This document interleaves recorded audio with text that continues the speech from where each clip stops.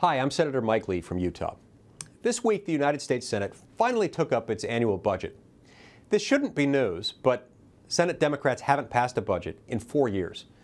The president has again failed to follow the law requiring him to submit his budget by the first Monday in February. In what clearly falls into the category of a day late and a dollar short, he announced he wouldn't submit his budget until the second week of April. To Republicans, the budget isn't just about dollars, it's about sense, common sense.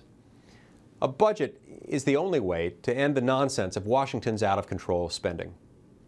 Reckless government spending has laid nearly $17 trillion of debt onto the backs of hardworking Americans. Budgets are economic documents, but they're much more than that.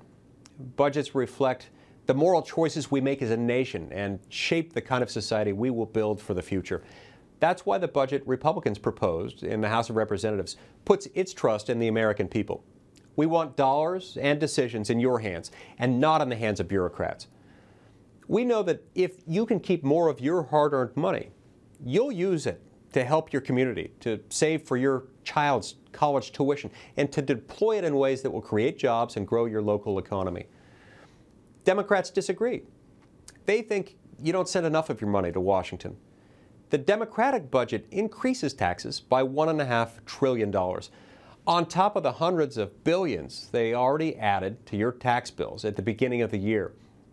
They also have no plan to save our entitlement programs, even though everyone, even the president, knows that doing nothing to address the exploding costs of Medicare, Medicaid, and Social Security isn't an option.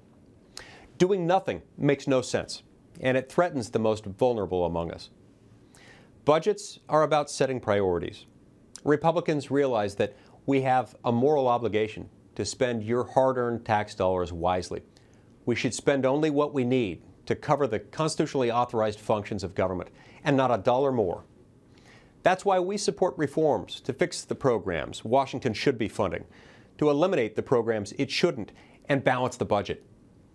You and I know that the federal government wastes hundreds of billions of dollars each year.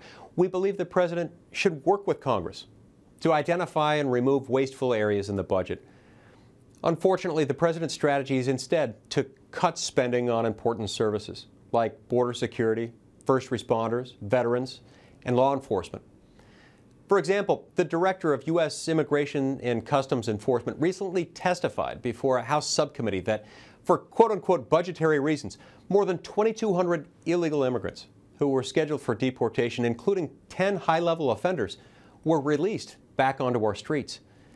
At the same time, news outlets reported that the Transportation Security Administration signed a new deal to purchase $50 million worth of new uniforms.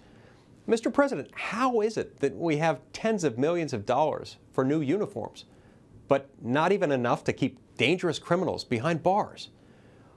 We could have prevented this kind of nonsense if Washington had a budget.